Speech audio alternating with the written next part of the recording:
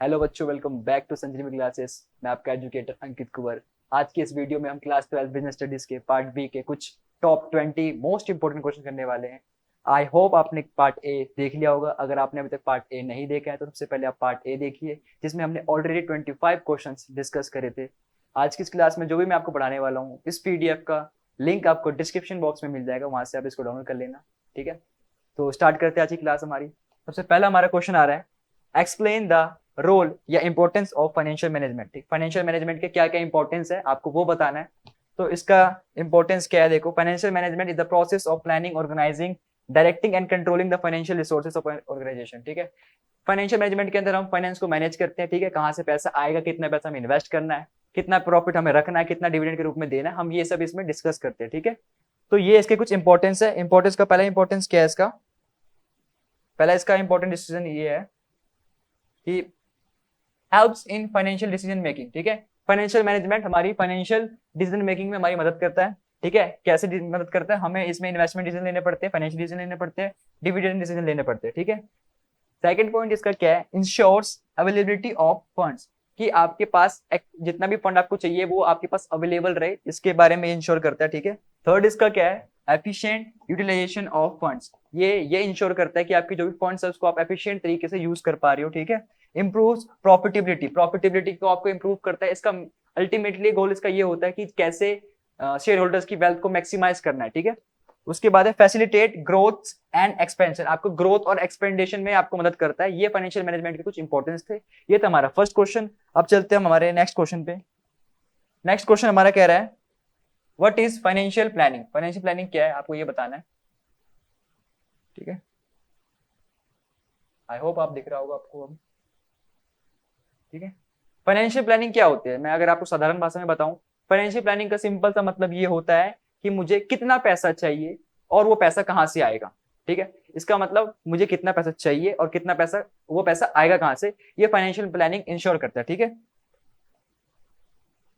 इसमें क्या लिखा हुआ है, पहला, financial planning refers to the process of estimating the financial requirements of a business and determining the source of funds, कहां से वो पैसा आएगा और कितना पैसा चाहिए। ठीक है, इसके इंपॉर्टेंस क्या क्या है, इंश्योर्स एडुकेट फंड्स, मतलब जितना भी फंड्स मुझे चाहिए वो हमारे पास पड़ा रहे पहले से। ठीक है, उसके बाद है helps in proper coordination, proper coordination में हमारी मदद करता है। ठीक है, फाइनेंशियल प्लानिंग। ठीक है, उसके बाद है रिड्यूसेस अनसर्टेनिटी, मतलब जो भी फ्यूचर में अनसर्टेनिटी आने वाले, हम प्रिडिक्ट नहीं कर रहे कि कितने पैसे की रिक्वायरमेंट होने वाली है, वो हमें इसमें मदद करता है। ठीक है, उसके बाद हमारा क्या है, अवॉइड्स वेस्टेज ऑफ रिसोर्सेज, इसमें हम जो भी फंड के रिसोर्सेज जो होते हैं उसको वेस्ट करने से हम अवॉइड करते हैं। ठीक है, फैसिलिटेट ग्रोथ, हमें ग्रोथ में हमारी मदद करता है। ठीक है, ये हमारा फाइनेंशियल प्लानिंग है। फाइनेंशियल प्लानिंग को आप ऐसे भी समझ सकते हो, जैसे फाइनेंशियल मैनेजमेंट और फाइनेंशियल प्लानिंग के बीच में भी डिफरेंस आ सकता है, वो हम नेक्स्ट क्वेश्चन में देखने वाले हैं। फाइनेंशियल प्लानिंग का मतलब सिंपल सा ये होता है कि पैसा कितना चाहिए और वो पैसा कहाँ से आएगा। लेकिन फाइनेंशियल मैनेजमेंट का मतलब ये होता है कि पैसे को कहाँ से पैसा आएगा, कहाँ इन्वेस्ट करना है, ठीक है, कितना डिविडेंड हमें देना है, उसमें हमें मल्टीपल डिसीजन लेने पड़ते हैं। फाइनेंशियल प्लानिंग बहुत छोटा कंसेप्ट है, फाइनेंशियल मैनेजमेंट एक बड़ा कंसेप्ट है। नेक्स्ट क्वेश्चन हमारा इसी के ऊपर ही है। नेक्स्ट क्वेश्चन हमारा क्या कहता है, और ये इंपॉर्टेंट क्वेश्चन है, इसके आने के चांसेस बहुत ज्यादा है। ठीक है, ये क्वेश्चन में ये कह रहा है कि फाइनेंशियल प्लानिंग और फाइनेंशियल मैनेजमेंट के बीच में डिफरेंशिएट करो। ठीक है, इन दोनों के बीच में डिफरेंशिएट क्या है, तो मीनिंग क्या है, फाइनेंशियल प्लानिंग क्या करता है, estimating financial requirement and deciding source of funds in advance. ठीक है, बस ये डिसाइड करना कि पैसा कहां से आएगा और कितने पैसे की रिक्वायरमेंट है। ठीक है, फाइनेंशियल प्लान मैनेजमेंट क्या करता है कि पैसे को कैसे प्लान करना है, कैसे ऑर्गेनाइज करना है, कैसे डायरेक्ट करना है, अल्टीमेटली पैसे को कहाँ इन्वेस्ट करना है, कहाँ फंड को कितना पैसा हमारे पास रखना है। ठीक है, ये सब कंसेप्ट सारा हमारा फाइनेंशियल मैनेजमेंट के अंदर आता है। स्कोप क्या है, क्योंकि ये खाली पैसे के बारे में बात करें तो ये लिमिटेड स्कोप है, इसका थोड़ा वाइडर स्कोप होता है। ठीक है, ऑब्जेक्टिव क्या होता है, इसका ऑब्जेक्टिव ये होता है कि अवेलेबिलिटी ऑफ फंड, जितना फंड की रिक्वायरमेंट है वो हमेशा मेंटेन रहे। लेकिन फाइनेंशियल मैनेजमेंट का क्या होता है मोटिव, कि जो भी शेयर होल्डर की वेल्थ है उसको मैक्सिमाइज करना है। ठीक है, उसके बाद फोकस, ये फोकस करता है कि कहां से पैसे आएंगे, कितना पैसा चाहिए, ये फोकस करता है कि प्रॉपर यूटिलाइजेशन हो रहा है फंड का, ये नहीं हो रहा है। ठीक है, फंक्शंस, ये आपका प्रीलिमिनरी फंक्शन है क्योंकि इनिशियल स्टेज पे किया जाता है, ये आपका कंटिन्यूअस प्रोसेस है। ठीक है, ये था इसका डिफरेंस, जिसके आने के चांसेस बहुत ज्यादा है। ठीक है, अब चलते हैं हम नेक्स्ट क्वेश्चन पे। हमारा नेक्स्ट क्वेश्चन कह रहा है, explain the factors affecting capital structure. Capital structure को कौन कौन से फैक्टर्स अफेक्ट करते हैं, जब मैं एक कंपनी की कैपिटल स्ट्रक्चर बना रहा होता हूं तो मुझे कौन कौन से फैक्टर अफेक्ट करते हैं वो बताने हैं। ठीक है, इसमें पहला है हमारा कैश फ्लो पोजीशन, अगर मेरी कैश फ्लो अच्छी होगी तो उस केस में कंपनी ज्यादा से ज्यादा डेट रख सकती है अपने कैपिटल स्ट्रक्चर में, ठीक है। नेक्स्ट क्या है, इंटरेस्ट कवरेज रेशो। अगर किसी कंपनी का आईसीआर ज्यादा है तो उस केस में वो डेट की तरफ ज्यादा जा सकती है, अगर आईसीआर कम होगा तो डेट कम रखेगी और इक्विटी की तरफ ज्यादा जाएगी, ठीक है। उसके बाद है return on investment, ROI is higher than the cost of debt, using debt is beneficial. अगर मेरा ROI ज्यादा है डेट से तो मैं कॉस्ट ऑफ डेट मतलब डेट की तरफ ज्यादा जाऊंगा, ठीक है। उसके बाद है कॉस्ट ऑफ डेट, अगर कॉस्ट ऑफ डेट मेरी कम आ रही है तो उस केस में मैं डेट की तरफ ज्यादा जाऊंगा, ठीक है। कंट्रोल कंसिडरेशन, अगर मैं ये चाहता हूं कि कंट्रोल कंसिडरेशन बना रहे तो मैं डेट की तरफ जाऊंगा, लेकिन अगर मेरा ऐसा कुछ है नहीं कि कंट्रोल कंसिडरेशन मेरे हाथ में ही रहे, ठीक है, तो उस केस में मैं क्या कहते हैं इक्विटी रेज कर सकता हूं, ठीक है। ये था हमारा फोर्थ क्वेश्चन। फिफ्थ क्वेश्चन हमारा क्या कहता है,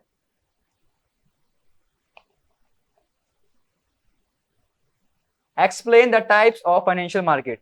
फाइनेंशियल मार्केट के कितने टाइप होते हैं आपको वो बताना है, ठीक है। दो तरीके के टाइप होते हैं, हमारा एक होता है हमारा फाइनेंशियल क्या कहते हैं मनी मार्केट, दूसरा होता है हमारा कैपिटल मार्केट। मनी मार्केट में क्या होता है, जो भी आपकी शॉर्ट टर्म फंड्स की रिक्वायरमेंट होती है वो मनी मार्केट में फुलफिल होती है, लेकिन जो आपकी लॉन्ग टर्म फंड्स की रिक्वायरमेंट होती है वो कहाँ फुलफिल होती है, वो होती है हमारी कैपिटल मार्केट के अंदर, ठीक है। तो मनी मार्केट क्या करता है, शॉर्ट टर्म फंड में डील करता है। फीचर्स क्या क्या होता है इसके, हाईली लिक्विडिटी होता है, लो रिस्क होता है इसके अंदर, शॉर्ट मैच्योरिटी पीरियड होता है 3 महीने 4 महीने 6 महीने या 1 साल से कम जितना भी होता है वो होता है, ठीक है। इंस्ट्रूमेंट क्या क्या इसके, treasury bills, commercial paper, call money, ठीक है। उसके बाद आता है हमारा कैपिटल मार्केट। कैपिटल मार्केट में क्या होता है, हम लॉन्ग टर्म फंड की रिक्वायरमेंट फुलफिल करते हैं वहां से। इसका फीचर्स क्या क्या, हाई रिटर्न होता है, यहाँ पे रिस्क ज्यादा होता है, लॉन्ग टर्म इन्वेस्टमेंट होता है, ठीक है। ये थे कुछ टाइप्स आपके फाइनेंशियल मार्केट के, ठीक है। नेक्स्ट क्वेश्चन हमारा है,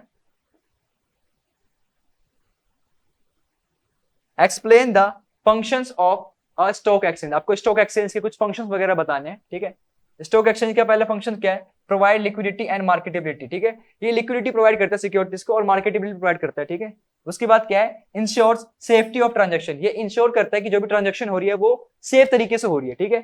उसके बाद है कंट्रीब्यूट टू इकोनॉमिक ग्रोथ, ठीक है। ये इकोनॉमिक ग्रोथ में भी कंट्रीब्यूट करता है, क्योंकि लोगों से पैसा निकल रहा है, कम बिजनेस के पास जा रहा है, बिजनेस ग्रो कर रहा है तो एक इकोनॉमी भी ग्रो करेगी, ठीक है। नेक्स्ट है provides a platform for trading, ठीक है। ये ट्रेडिंग के लिए प्लेटफॉर्म भी प्रोवाइड करता है कि आप आउट ट्रेड और ट्रेड को लो, ठीक है। स्प्रेड्स इक्विटी कल्चर, ठीक है। ये लोगों को मोटिवेट करता है कि आप अपने पैसे इक्विटी में इन्वेस्ट करो, ठीक है। ये था हमारा सिक्स्थ क्वेश्चन। हमारा सेवंथ क्वेश्चन क्या कह रहा है,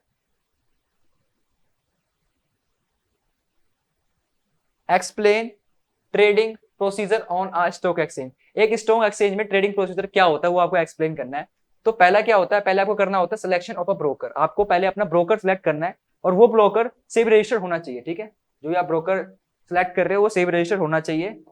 दूसरा क्या, आपको opening demat and trading account, आपको उस ब्रोकर के साथ डीमेट और ट्रेडिंग अकाउंट खुलवाना होता है। एक बार आपने डीमेट और ट्रेडिंग अकाउंट खुलवा लिया, उसके बाद अपना ऑर्डर प्लेस करते हो। प्लेसिंग द ऑर्डर में आप उसको बताते हो कितना मुझे शेयर चाहिए, कितने प्राइस पे चाहिए, ठीक है। उसके बाद एक बार आपने ऑर्डर प्लेस कर दिया, फिर हमारा नेक्स्ट आता है एग्जीक्यूशन ऑफ द ऑर्डर, ठीक है। आपके ऑर्डर को एग्जीक्यूट किया जाता है, ठीक है। वो पूरा मैच करेगा, कितना कितना जो जो आपने रिक्वायरमेंट बताया होगा उस हिसाब से वो मैच करेगा, फिर उसके बाद आपका ऑर्डर एग्जीक्यूट हो जाएगा, ठीक है। एक बार आपका एग्जीक्यूट ऑर्डर हो गया, उसके बाद आपको ऑर्डर कंफर्मेशन मिल जाता है कि आपने जितने भी शेयर्स मांगे थे इतने प्राइस के, वो उसकी क्वांटिटी, कितना टाइम ऑफ ट्रांजेक्शन है, वो सब कुछ आपको बता देते हैं। Next settlement of the transaction हो जाता है, आपका पैसा जो भी आपका पैसा उसके पास चले जाता है और आपके जो शेयर जो होते हैं वो आपके पास आ जाते हैं, ठीक है। फिर डिलीवरी ऑफ द शेयर हो जाती है, ठीक है। ये इसके कुछ प्रोसीजर्स वगैरह थे। नेक्स्ट हमारा क्वेश्चन क्या कहता है, नेक्स्ट क्वेश्चन हमारा ये कह रहा है right objectives of SEBI. SEBI के आपको कुछ ऑब्जेक्टिव्स बताने हैं, ठीक है। सेबी की फुल फॉर्म आपको पता होनी चाहिए, security and exchange board of India, ठीक है। ये हमारी फुल फॉर्म है सेबी की। सेबी के कुछ ऑब्जेक्टिव्स वगैरह क्या होते हैं वो देख लेते हैं हम। पहला ऑब्जेक्टिव ये होता है to protect the interest of investor, जो भी इन्वेस्टर्स है उसके प्रोटेक्शन फील करवाए उनको, ठीक है। उनको ऐसा लगे कि वो सेफ ट्रेडिंग कर रहे हैं, सेफ इन्वेस्टमेंट कर रहे हैं, ठीक है। नेक्स्ट क्या है, to promote development of security market, जो भी सिक्योरिटी मार्केट है उसकी डेवलपमेंट पे फोकस करवाना स्टॉक एक्सचेंज का काम है, ठीक है। उसके बाद है to regulate the security market, ठीक है। सिक्योरिटी मार्केट को रेगुलेट करना, कहीं कुछ कोई गलत तो नहीं करना है, कहीं बिजनेसेस वगैरह कुछ गलत गाइडलाइंस तो फॉलो नहीं कर रही है, प्रॉपर गाइडलाइंस में तो काम कर रही है ना, ये इंश्योर करना इसका काम होता है। उसके बाद है टू इंश्योर ट्रांसपेरेंसी, ये ट्रांसपेरेंसी इंश्योर करता है कि इनसाइडर ट्रेडिंग ना हो, ठीक है। ट्रांसपेरेंसी मेंटेन रहे, ठीक है। लोगों को जो भी कंपनी को फाइनेंशियल इंफॉर्मेशन डिस्क्लोज करनी चाहिए इन्वेस्टर्स के आगे, वो डिस्क्लोज करे प्रॉपर, ये ना हो कि कुछ इंफॉर्मेशन वो छुपा के रखे, ठीक है। ये थे कुछ इसके ऑब्जेक्टिव्स। नेक्स्ट क्वेश्चन क्या कहता है हमारा, मार्केटिंग से क्वेश्चन आ गया हमारा। What is the marketing mix, explain it's elements 4Ps in detail, ठीक है। आपको मार्केटिंग मिक्स बताना। मार्केटिंग मिक्स का मतलब ऐसे टूल्स जिसका यूज करके मैं मार्केटिंग कर रहा हूं उसको कहते हैं मार्केटिंग मिक्स, ठीक है। तो इसमें कुछ 4Ps होते हैं, आपने पढ़ा होगा। पहला होता है हमारा प्रोडक्ट, ठीक है। प्रोडक्ट में it refers to the goods और services offered to satisfy customer need. Product वो होता है जिससे हम, जिसका यूज करके हम कस्टमर को सेटिस्फाई कर रहे हैं, ठीक है, जिसको हम बेचने वाले हैं, ठीक है। उसके बाद आता है हमारा सेकंड पी, प्राइस। हाँ, उससे पहले मैं आपको ये बता दूं कि प्रोडक्ट का मतलब ये नहीं है कि आपका कोई फिजिकल आइटम है, ये आपका सर्विस भी हो सकता है कुछ, ठीक है। और प्रोडक्ट के ऊपर आपको क्वालिटी का ध्यान रखना है, डिजाइन का ध्यान रखना है, फीचर्स का ध्यान रखना है, ब्रांडिंग क्या करनी है वो आपको ध्यान रखना होता है, ठीक है। नेक्स्ट होता है हमारा प्राइस। प्राइस का मतलब क्या होता है कि जो भी अमाउंट आपको एक कस्टमर पे करेगा उस प्रोडक्ट के बदले में, उसको कहते हैं हम प्राइस। प्राइस, ठीक है। प्राइस आपकी डिमांड को डायरेक्टली अफेक्ट करता है। अगर आपका प्राइस हाई है तो प्रॉफिट तो हाई होगा, लेकिन डिमांड आपके प्रोडक्ट की कम हो जाएगी। और वहीं अगर आपका प्राइस लो होता है तो डिमांड तो बहुत होगी, लेकिन आपकी जो प्रॉफिट का मार्जिन है वो कम हो जाएगा। तो आपको एक अच्छा प्राइस सोच समझ के रखना होता है, ठीक है। नेक्स्ट पी हमारा क्या होता है? नेक्स्ट पी हमारा होता है प्लेस, डिस्ट्रीब्यूशन। मतलब आप अपने प्रोडक्ट को कस्टमर के पास कैसे अवेलेबल करवा रहे हो, आपने कौन सा चैनल ऑफ डिस्ट्रीब्यूशन फॉलो किया है, आप कैसे ट्रांसपोर्टेशन के थ्रू अपने प्रोडक्ट को कस्टमर के पास डिलीवर करवा रहे हो, आप वेयर हाउसिंग फैसिलिटी आपकी कैसी है, कैसे आप स्टोरेज कर रहे हो अपने प्रॉफिट प्रोडक्ट को, ठीक है। उसके बाद है प्रमोशन। एक बार आपने सारे डिसीजन ले लिए, थर्ड फोर्थ आता है आपका प्रमोशन। कैसे आप इन्फॉर्म कर रहे हो, कैसे लोगों को परसुएड कर रहे हो कि हमारा आओ, हमारा प्रोडक्ट लो, ठीक है। इसमें आप एडवर्टाइजिंग का यूज करते हो, सेल्स प्रमोशन करते हो, पर्सनल सेलिंग करते हो, ठीक है। ये थी कुछ 4Ps, ठीक है। नेक्स्ट हमारा क्वेश्चन क्या कहता है,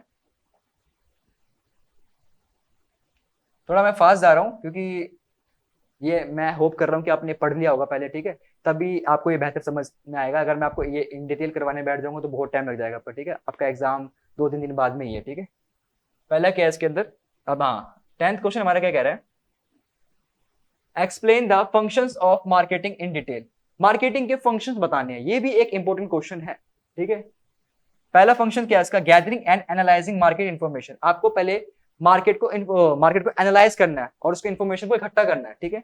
उसके बाद एक बार आपके पास इन्फॉर्मेशन आ जाएगी, आपने मार्केट को एनालाइज कर लिया, देन आप क्या कर सकते हो, मार्केटिंग प्लानिंग कर सकते हो। आपको अपने गोल्स के अकॉर्डिंग आप मार्केटिंग प्लानिंग करोगे, ठीक है। उसके बाद आप क्या करोगे, उसके अकॉर्डिंग आप प्रोडक्ट डिजाइन करोगे और उसको डेवलपमेंट करोगे। उसके बाद आप स्टैंडर्डाइजेशन करोगे, ग्रेडिंग करोगे, ठीक है। नेक्स्ट आपका क्या होता है, फिर आप पैकेजिंग पे ध्यान दोगे कि आपको पैकेजिंग कैसे करनी है, लेबलिंग कैसे करनी है, ठीक है। एक मिनट मैं आपको दिखा देता हूँ, ठीक है। एक बार आपने प्रोडक्ट डिजाइन कर दिया, डेवलप कर लिया, उसके बाद आप स्टैंडर्डाइजेशन सेट करोगे कि मुझे प्रोडक्ट इस स्टैंडर्ड का चाहिए, ठीक है। ग्रेडिंग सेट कर दोगे कि मेरा 10 वाला प्रोडक्ट होगा, 20 वाला प्रोडक्ट होगा, 50 वाला प्रोडक्ट होगा, 60 वाला प्रोडक्ट होगा, वैसे ग्रेडिंग कर दोगे। फिर उसके बाद क्या होता है, पैकेजिंग एंड लेबलिंग। आप उसके ऊपर पैकेजिंग करोगे, लेबलिंग करोगे, ठीक है। ये आपका कुछ डिसीजन लेने पड़ते हैं आपको। उसके बाद हमारा क्वेश्चन आता है हमारा, हाँ ब्रांडिंग करोगे, ब्रांडिंग भी रह गया इसके अंदर एक, कि आप अपने प्रोडक्ट को एक यूनिक आईडी दोगे, ठीक है। किस नाम से प्रोडक्ट बिकेगा, डेयरी मिल्क के नाम से बिकेगा कि कैडबरी के नाम से बिकेगा, ठीक है। उसके बाद कस्टमर सपोर्ट सर्विस दोगे आप, कि कैसे आफ्टर सेल सर्विस आपकी कैसे होने वाली है, ठीक है। ये कुछ आपके डिसीजन लेने पड़ते हैं आपको। उसके बाद हमारा नेक्स्ट क्वेश्चन है, explain the elements of promotion mix in detail. आपको प्रमोशन मिक्स के कुछ एलिमेंट्स को इन डिटेल बताना है, ठीक है। तो पहला इसके अंदर आता है हमारा एडवर्टाइजिंग। एडवर्टाइजिंग जो आप टीवी में ऐड वगैरह देखते हो, न्यूज़पेपर में देखते हो, ठीक है। तो इसमें क्या होता है, ये पेड फॉर्म ऑफ कम्युनिकेशन होता है। इसके लिए कंपनी पे करती है, वो टीवी में ऐड दिखाने के लिए, अखबार में ऐड दिखाने के लिए, ठीक है। इसमें रीचेस आपकी लार्ज नंबर ऑफ पीपल पे जाती है, ठीक है। टीवी सोशल मीडिया पे जो आप ऐड देखते हो वो एडवर्टाइजिंग होती है। उसके बाद होता है पर्सनल सेलिंग। पर्सनल सेलिंग में क्या होता है, कंपनी एक बंदे को हायर करती है, वो एक एक कस्टमर से जाके मिलता है, ठीक है। तो ये होती है पर्सनल सेलिंग। इसमें फीडबैक जल्दी मिलने के चांसेस होते हैं, ठीक है। बेटर परसुएशन होता है। उसके बाद सेल्स प्रमोशन। सेल्स प्रमोशन में क्या करती है, शॉर्ट टर्म इंसेंटिव प्रोवाइड करती है कस्टमर को। जैसे मान लो कोई कंपनी है, वो कंपनी एक अपने सेल्समैन को शॉर्ट टर्म मतलब कुछ बोलती कि अगर आप इतना सेल कर दोगे तो हम आपको 10% दे दोगे, ठीक है, प्रॉफिट दे देंगे। तो ये होता है हमारा सेल्स प्रमोशन। उसके बाद आता है पब्लिक रिलेशन। कंपनी लोगों के बीच में अपनी इमेज बनाती है अपनी कंपनी के बारे में, ठीक है। तो ये होता है हमारा पीआर। आपने सुना होगा पीआर के बारे में, ठीक है। नेक्स्ट क्वेश्चन आ गया हमारा, distinguish between advertising and personal selling. आपको एडवर्टाइजमेंट और पर्सनल सेलिंग के बीच में डिफरेंस बताना है। तो एडवर्टाइजिंग क्या हो गया, आपका पेड फॉर्म हो गया, नॉन पर्सनल होता है कम्युनिकेशन। इसमें जो कंपनी होती है और जो लोग होते हैं वो आमने सामने नहीं होते हैं, ठीक है। जो पर्सनल सेलिंग होता है उसमें डायरेक्ट इंटरेक्शन होता है। जो सेल्स पर्सन जो कंपनी को रिप्रेजेंट कर रहा होता है और जो कस्टमर होता है, उन दोनों के बीच में इंटरेक्शन आमने सामने होता है। Reach, large number of people. Advertising TV पे लग रहे हैं, सब जगह देख रहे हो आप, अखबारों में आ रहे हैं, ठीक है। लेकिन पर्सनल सेलिंग में क्या होता है, लिमिटेड नंबर को टारगेट कर सकते हैं। एक बंदा एक दिन में 50 से 100 ही बंदे को टारगेट कर सकता है, ठीक है। उसके बाद आता है कॉस्ट। जो एडवर्टीजमेंट में हाई टोटल कॉस्ट तो ज्यादा होती है, लेकिन कॉस्ट पर पर्सन वो बहुत कम होती है। एड का पैसा तो दे दे कंपनी ने 5 करोड़ 10 करोड़, लेकिन कॉस्ट पर पर्सन, क्योंकि वो ज्यादा लोगों को टारगेट कर रही है, वो बहुत कम आती है। लेकिन जो पर्सनल सेलिंग होती है उसमें कंपनी को एक बंदा हायर करना पड़ता है जो जाके घर घर जाके बातें करता है, ठीक है। वो उसमें कॉस्ट ज्यादा आती है। फीडबैक, एडवर्टाइजमेंट में कोई फीडबैक नहीं मिलता है। पर्सनल सेलिंग में आपको क्या कहते हैं एकदम से आपको फीडबैक मिलेगा। फ्लेक्सिबिलिटी, एडवर्टाइजमेंट आपका फ्लेक्सिबल नहीं होता। आप चेंजेस एक बार आपने कर दिया, आपने पैसे इन्वेस्ट कर दिया, तो आप एड को बार बार चेंज नहीं कर सकते। वहीं अगर आपका पर्सनल सेलिंग है उसमें आप कुछ भी आप चेंजेस करवाने वो आप इजीली चेंज कर सकते हो, ठीक है। ये हाईली फ्लेक्सिबल होता है। नेक्स्ट क्वेश्चन हमारा ये है, explain the functions of packaging in detail. आपको पैकेजिंग के फंक्शंस को इन डिटेल बताना है। पैकेजिंग का मतलब क्या होता है?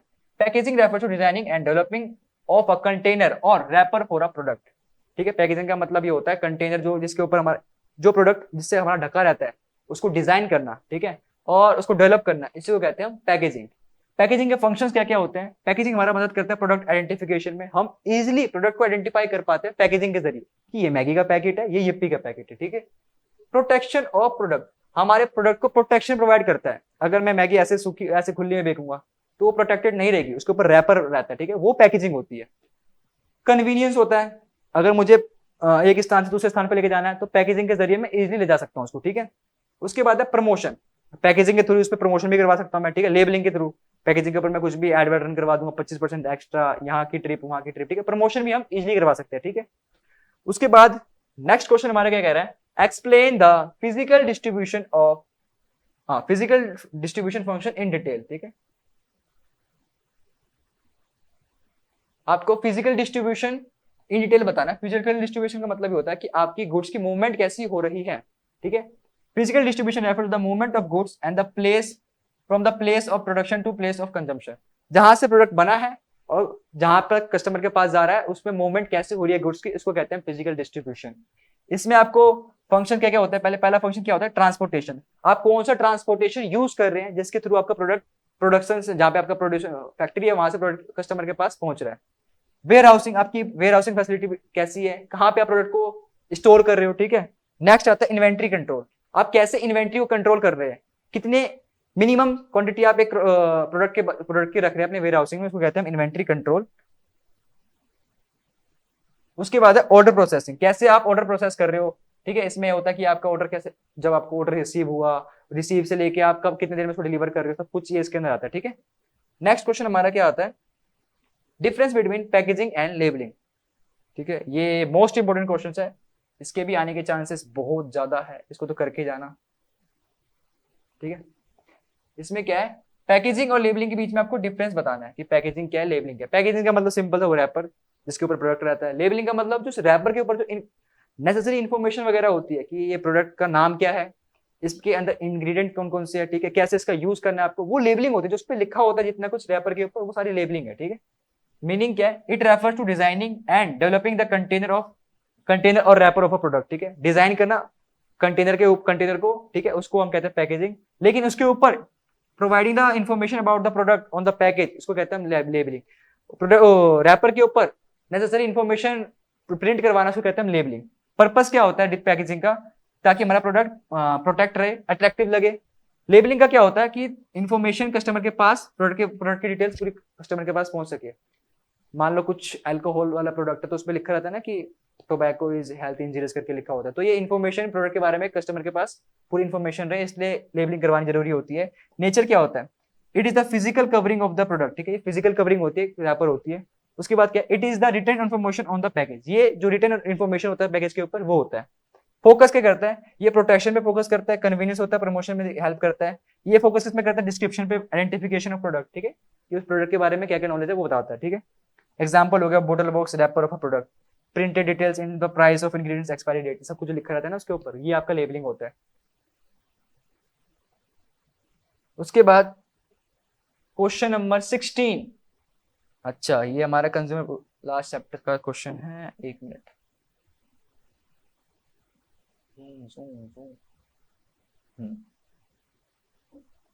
Explain the right of consumers in detail, आपको कंज्यूमर्स के राइट्स को इन डिटेल बताना है। पहला राइट्स क्या है, right to safety. Consumer have the right to be protected against goods and services which are hazardous to life and health. Consumer के पास राइट रहता है कि वो जो भी गुड्स एंड सर्विसेज है उसके अगेंस्ट में प्रोटेक्टेड फील करवा सके, ठीक है। Right to be inform, customer के पास consumers have right to get complete information about the product, ठीक है। राइट टू बी इन्फॉर्म का मतलब ये होता है कस्टमर के पास राइट होता है कि उसे प्रोडक्ट के बारे में पूरी इन्फॉर्मेशन हो। राइट टू चूज, कस्टमर के पास अधिकार है कि उसे क्या चूज करना है, 4 प्रोडक्ट में से उसको कौन सा जो भी उसको मन कर रहा है वो चूज कर सकता है, ठीक है। राइट टू बी हर्ड, अगर कल को कुछ परेशानी होती है तो कस्टमर के पास राइट है कि उसकी परेशानी को कंपनी सुने। उसके बाद right to be seek redressal, right to be seek redressal का मतलब ये होता है कि ये ना हो कि आपकी प्रॉब्लम को सुन लिया गया हो, बस खत्म बात नहीं, आपकी प्रॉब्लम को सुनना भी चाहिए और उसका सोल्यूशन भी प्रोवाइड करना है, ये भी इसका भी आपके पास अधिकार है कि आपको सोल्यूशन मिलना चाहिए। उसके बाद है right to consumer education, consumer के पास अधिकार है कि वो कंज्यूमर एजुकेशन के बारे में पढ़ सके, अपने राइट्स के बारे में पढ़ सके, ठीक है।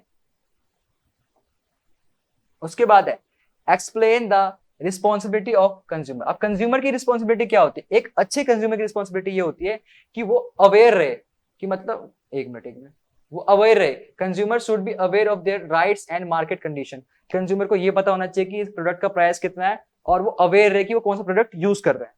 दूसरा क्या है? चेक इन्फॉर्मेशन, एक अच्छे कंज्यूमर को हमेशा कुछ भी प्रोडक्ट बाय करने से पहले उसके पीछे जो लेबलिंग होती है उसको ढंग से पढ़ना चाहिए, ठीक है। यूज प्रोडक्ट प्रॉपर्ली, ठीक है, जो भी इंस्ट्रक्शन दी गई है उसको ढंग से आप प्रोडक्ट को यूज करो, ये नहीं कि कुछ इंस्ट्रक्शन दे रखी है उसके इंस्ट्रक्शन के अकॉर्डिंग कर ही नहीं रहे हो आप यूज, अपने मन से आप यूज कर रहे हो, ऐसा नहीं होना चाहिए, ठीक है।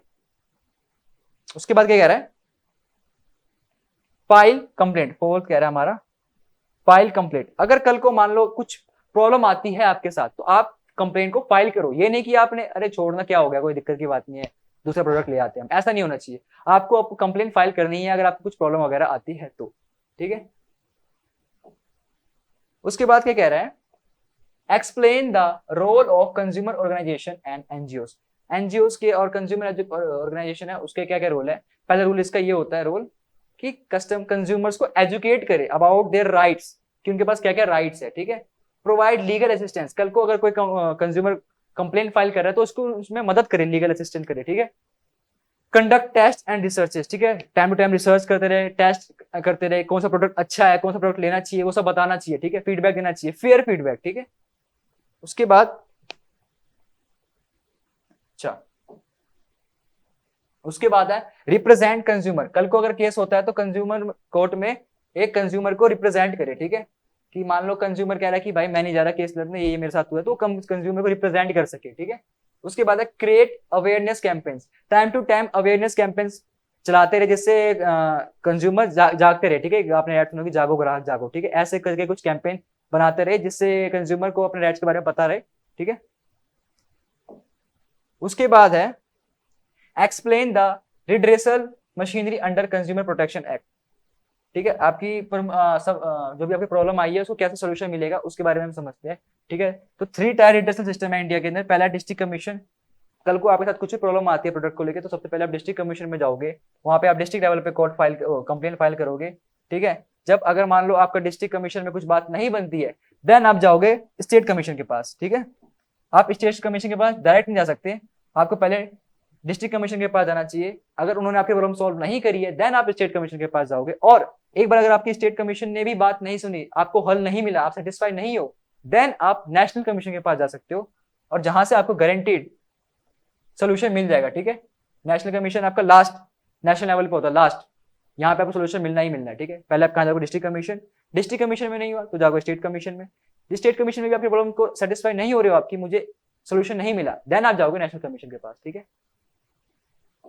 उसके बाद हमारा 20th question, last question, explain the remedies available to consumer under consumer protection act. कौन कौन सी रेमेडीज है? कल को अगर आपके साथ कुछ गलत होता है प्रोडक्ट के रिगार्डिंग तो आपके पास कौन कौन सी रेमेडीज है? पहला क्या है? रिमूवल ऑफ डिफेक्ट्स, जो भी डिफेक्ट्स आपको मिला है उसको रिमूव कर दिया जाए पूरा, ठीक है। उसके बाद रिप्लेसमेंट ऑफ गुड्स, अगर गुड्स आपका खराब हो गया तो उस गुड को रिप्लेस करके दिया जाए, अगर आपने को कंपनी ने कुछ गलत प्रोडक्ट भेज दिया तो उसको रिप्लेस कर दिया जाए, ठीक है। रिफंड ऑफ प्राइस, ठीक है, कभी कभार आपको जो भी मान लो प्रोडक्ट टूट गया, खराब हो गया, तो उस केस में जो भी कंपनी है वो ना पैसे को रिफंड कर दे, ठीक है। उसके बाद है चौथा कंपनसेशन, कल को अगर आपने कुछ ऐसा प्रोडक्ट खा लिया जिसको खाने के बाद आपकी तबीयत खराब हो गई तो उस केस में कंपनी आपको कंपनसेट करे, ठीक है। तो ये थे हमारे top 20 questions part B business studies के। आई होप आपको ये वीडियो अच्छी लगी हो। इस क्लास का पीडीएफ आपको मैं डिस्क्रिप्शन लिंक में प्रोवाइड कर दूंगा, ठीक है। और ऑल द बेस्ट आपके एग्जाम के लिए। अगर आपको ये वीडियो अच्छी लगी हो तो लाइक करो, कमेंट करो, शेयर करो अपने दोस्तों के साथ, ठीक है। अच्छे ढंग से अपना एग्जाम देना। All the best for the exam. Thank you.